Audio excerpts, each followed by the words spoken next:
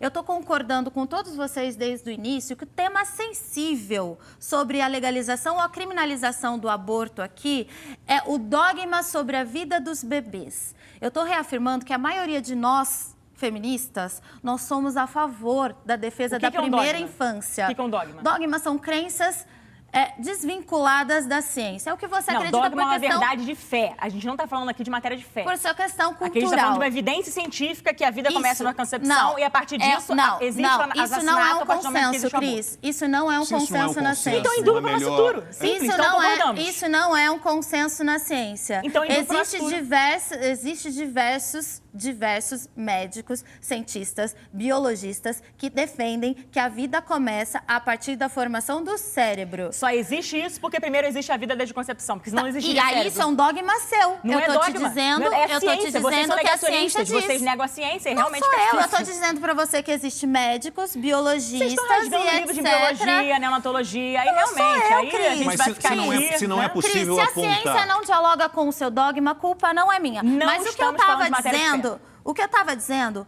que a ciência é muita coisa. Entre ela, a estatística, que é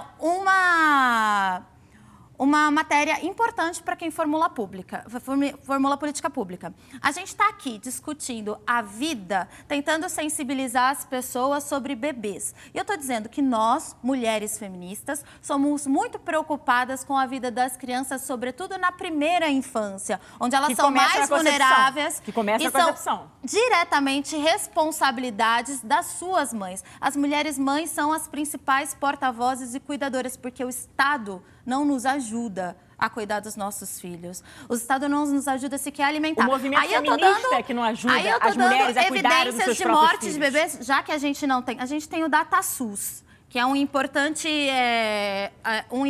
órgão de estatística que gera dados aqui no Brasil. Mas já que a gente não tem, por falta de legalização, porque se o médico assumir que ele está assistindo uma possível, intencional interrupção de gestação, ele pode responder judicialmente por isso. Já que a gente não tem dados precisos, isso é verdade, a gente não tem dados precisos no Brasil sobre a morte de bebê, de fetos e de interrupção de gestação. A gente só tem os dados específicos da consequência disso, que é a mortalidade materna. A gente tem dados específicos sobre a mortalidade de bebês nascidos, que é a mortalidade infantil, e de crianças. E quem dá a fonte dos dados é a mortalidade materna? E aí a gente está dizendo, e aí eu estou dizendo que entre a morte infantil, a mortalidade infantil, a gente tem a fome, que é legalizada no Brasil.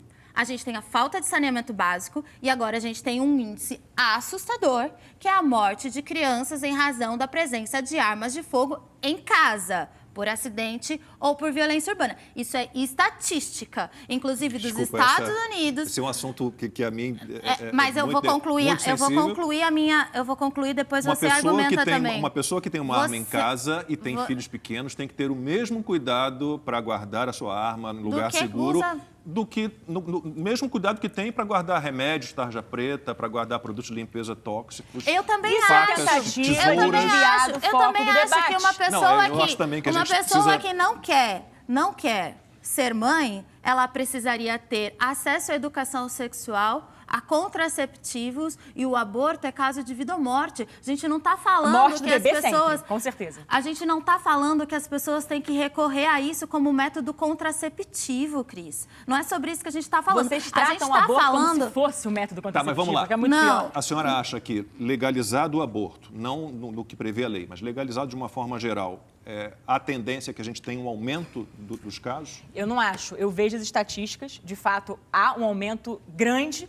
Se nós olharmos, como disse, para o Uruguai, para a Suécia, que legalizaram o aborto, Estados Unidos, todos tiveram um aumento vertiginoso. Até porque é o seguinte, é só a gente pensar, eu sempre trago o debate, vamos dizer assim, na verdade, como disse, não se debate assassinato, vai ser o que? Como é que vai assassinar uma criança? Vai ser por sucção? Vai ser por esquartejamento, por solução salina, colocando injeção de potássio, como aconteceu de uma forma absurda naquele caso do bebezinho, filho de uma menina de 10 anos que foi vítima de estupro. Então, assim, essas formas de modalidades de assassinato realmente é o fim da picada a gente tentar aqui trazer para o debate. Eu estou eu estou defendendo de forma inviolável o quê?